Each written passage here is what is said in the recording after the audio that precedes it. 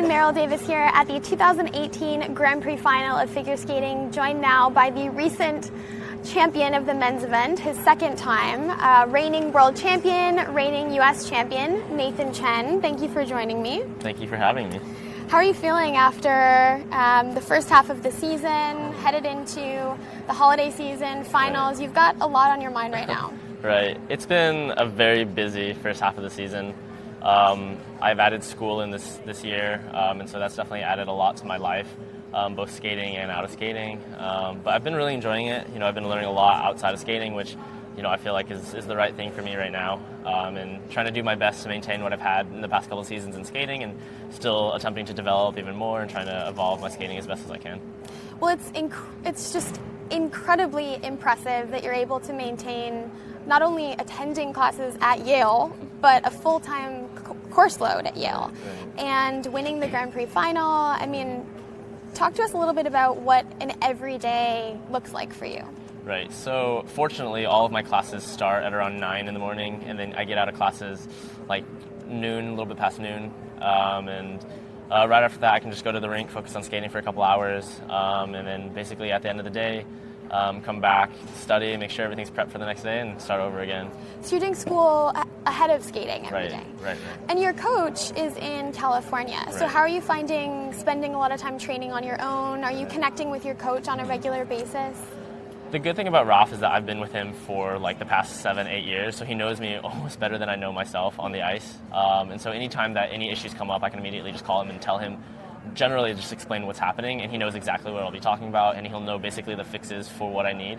And so that usually works most of the time. If it doesn't, then I'll just give him either a video or FaceTime him and have him just take a look and see if there's something that's new that has come up that I've never done before, or something that I just don't quite remember him saying in the past, and sort of just utilize that. It's definitely difficult, and I think a big part of that is also just not having my team of Mariah and Roman and all of these great skaters around me, pushing me every day.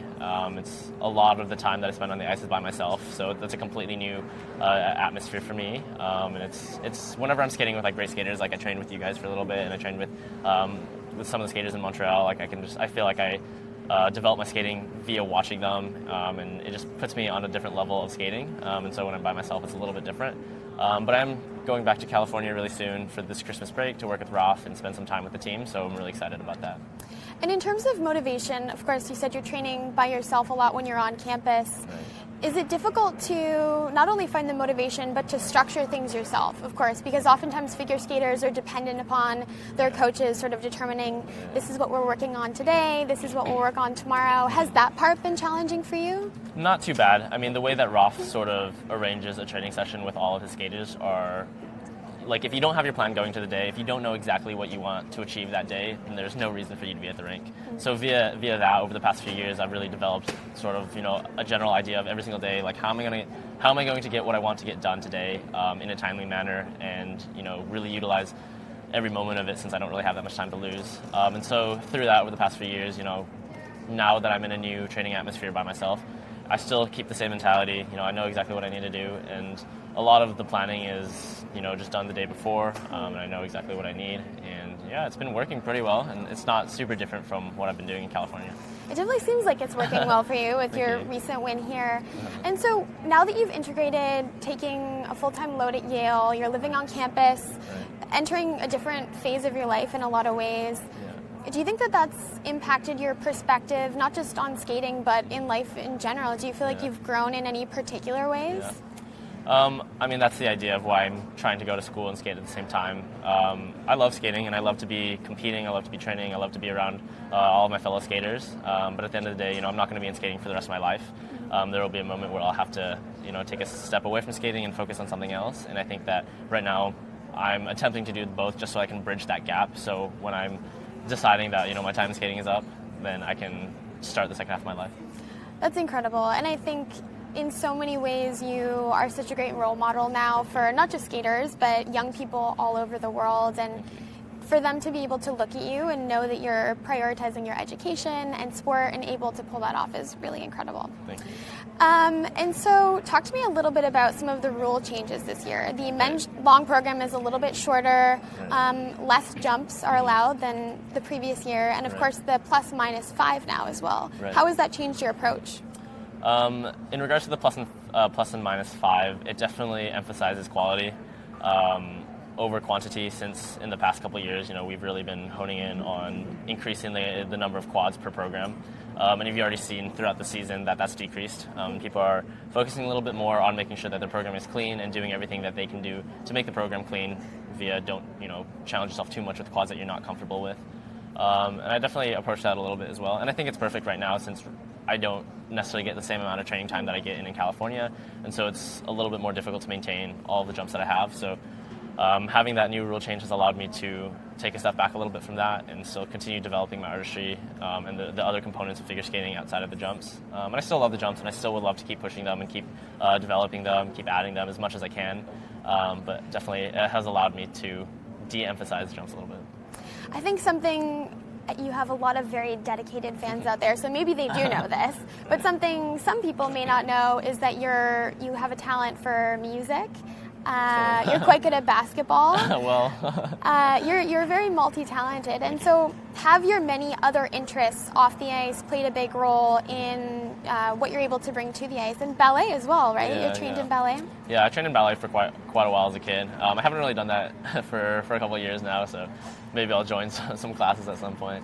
But for the most part right now, everything is so school and skating oriented that I haven't really had that much time. But fortunately, around campus there's a bunch of basketball courts. I brought my guitar to school as well. As much time as I can, I just play around. And granted, I'm not amazing at any of them. It's just really just a hobby, something that I love to do for fun. But whenever I have time, and hopefully I try to squeeze in the time to do that, just to lighten my days a little bit. Makes sense. So looking ahead to 2022, we've just started this new Olympic cycle. Right. Do you have sort of a plan going forward with school and skating and looking forward to the next Olympic Games? Yeah, it's a little bit. The Olympics are a little far for me to come up with like a concrete plan right now. But I've kind of talked to some of the people at school, and all Yale students are allowed to have 2 semesters or 1 full year off, without doing a withdrawal system, and you can just take the time off. However, I feel like it would probably be more appropriate to take 2 years off before the game, so we'll try to figure that out and see what the best route is for that.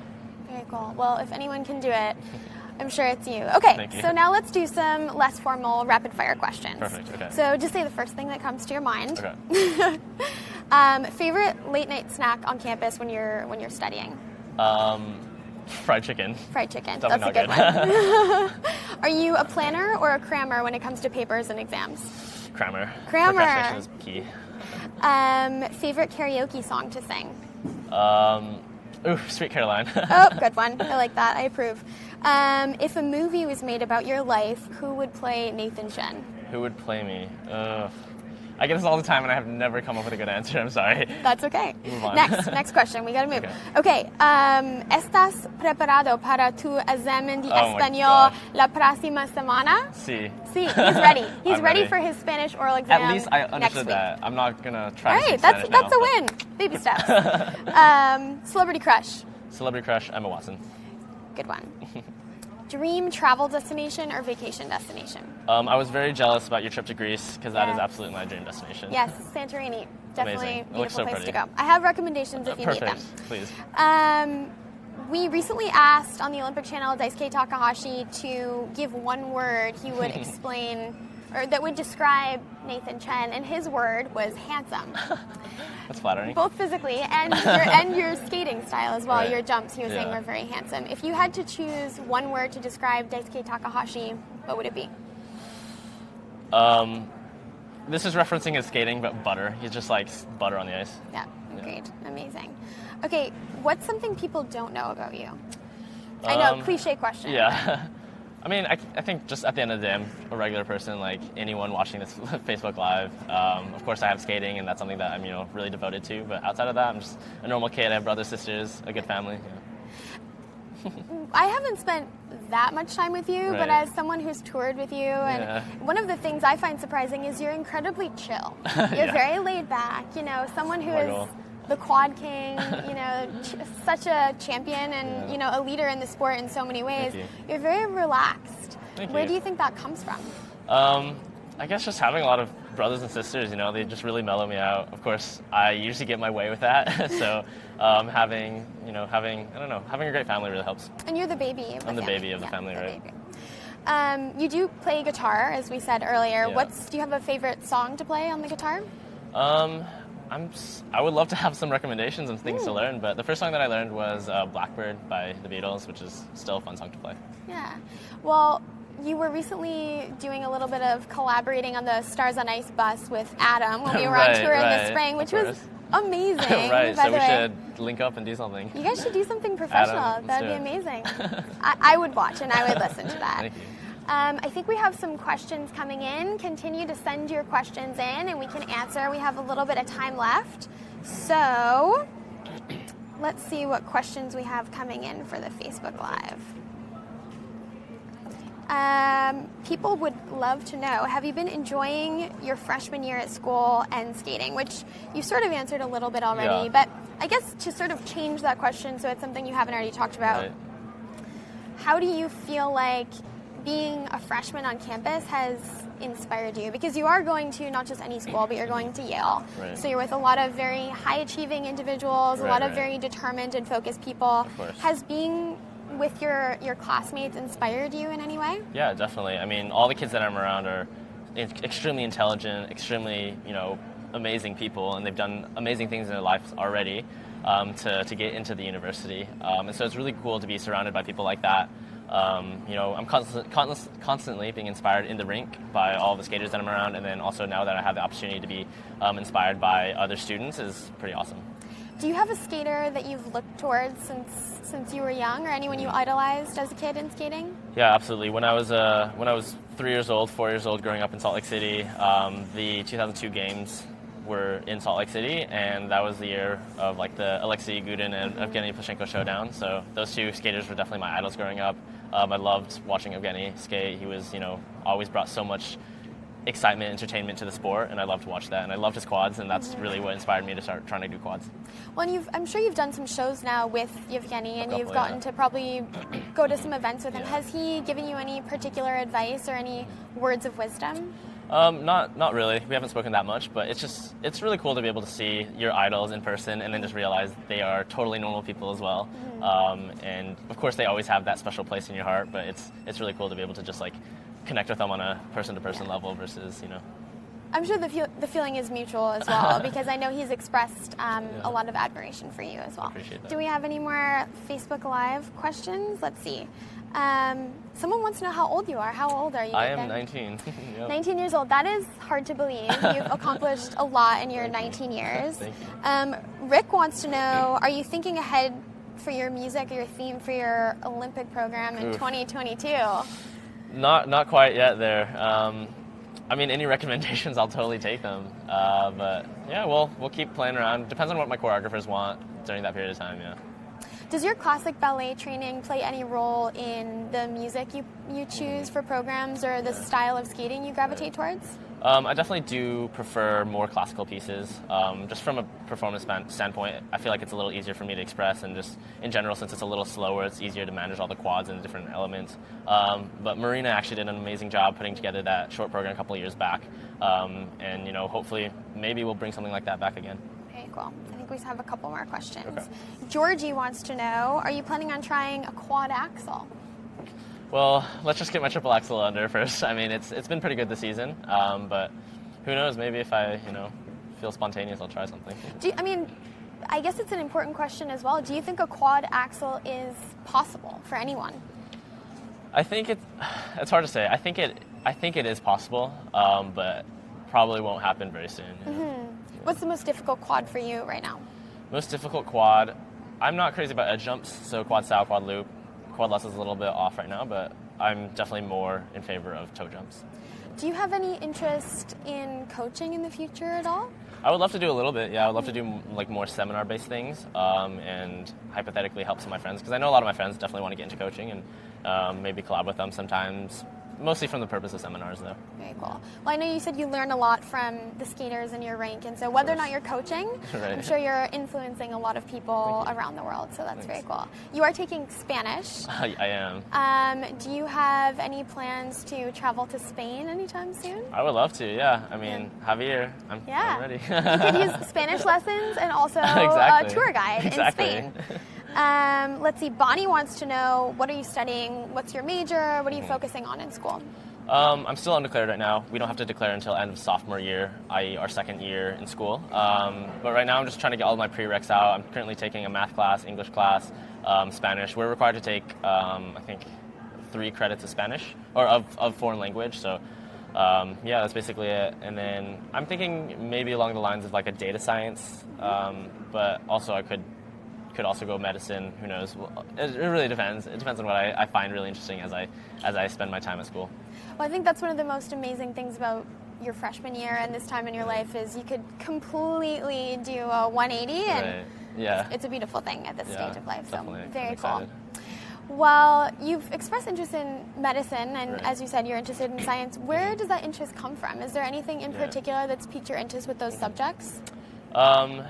I think just my parents, really. My dad is a PhD, and he actually did MD back in China, and my mom is definitely, very more interested in STEM. And my sister is actually a PhD in biology as well, and I think that through all of that just definitely has piqued my interest more in regards to STEM majors outside versus like poli-sci and other sort of, economics type majors. So I don't know, but I'll totally explore a little bit in college and see, a little bit more what I like, since I did like online school and have not been able to really experience much of different subjects and kind of explore. So I think now is definitely the best time to do so. What's been your favorite class so far that you've taken? I really don't mind my math class. English is also really fun because it's really thought-provoking.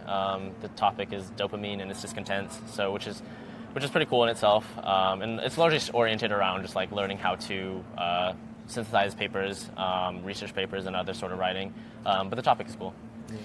It's interesting. Does studying dopamine and the role that plays in sport, does that pique your interest at all? Definitely, definitely being active has a huge impact on your dopamine production. Absolutely, yeah. Actually, one of my fellow students did do a research paper on sort of not necessarily on how dopamine ties in with skating, or not skating, but athletics, but just like our brain's capabilities to push through, really tough workouts, and also like being able to push past what our body thinks it's capable of, which is a pretty cool topic. So yeah, it's all really thought provoking and a lot of really great research out there on all sorts of different topics. Do you have any advice for young people who are having a hard time sort of structuring and balancing all of their responsibilities? Because I think in and of itself, skating and everything you're doing with training, especially training on your own, is a huge responsibility and very challenging. But balancing that with a full-time course load at Yale, do you have any tips for balancing life? Yeah, definitely just prioritizing what is most important, and it won't always be what you want to do at that time. It's really just about what, especially when you're in school, you have these like deadlines that are like sharp deadlines and you have to meet them. And there's definitely requirements within that deadline of what you have to do. So, break that down, do it in, I guess, bite-sized pieces so it doesn't overwhelm you, which even I get overwhelmed all the time. There's like so many different things that I have to think about, and it's like a lot. But at the end of the day, you have to get things done, and you know that you have to. So just like try to decompose it into things that you can finish in a certain time frame. Absolutely. Do you have a favorite memory from the 2018 games? The whole games was an insane experience, and I honestly really do wish that I experienced more of it and really enjoyed the experience better, because I was so wrapped up in the competition, and of course that's what I'm there for. But it is really sort of a once in a lifetime experience. So. Definitely, if I have the opportunity to go to the next games, really try to soak it in a little bit more. But I do remember walking out in the opening ceremony and just seeing like the whole United States together with literally the rest of the world there too. But that was a really special moment. Yeah, there's no feeling like that. I definitely remember my first games, actually in Vancouver, where we are right now, walking into the opening ceremonies with the rest of Team USA. It's such a unique experience. Really, it's really special. Yeah, that's awesome. Well, I guess my next question would be, in the context of American figure skating, after every Olympic Games, there's a bit of a transition. People retire, people move on. Things are always evolving and changing. What do you see for the next 4 years for American figure skating in general? I mean, our juniors are definitely coming up. We have a couple skaters that I think will definitely, be pretty impactful in the next couple of years. Maybe not necessarily the next 4, but over the next 8 years, which is great to see. And ideally, the more skaters that we can attract into the sport from the start, the better we'll be in, 8, 16, 24 years. So it'll really be interesting to see how things develop over the next couple of years. But also with this additional, +5, -5 rule, it does allow for more skaters to start developing and becoming more complete skaters, which I think will, definitely be something great to see in the future. Very cool. Well, thank you for your time. Yeah, of course. I know everyone out there wishes you the absolute best in everything you're doing, and Thank you. keep up the good work. Thank you. Thanks for having me. watching. Yeah, thank you guys.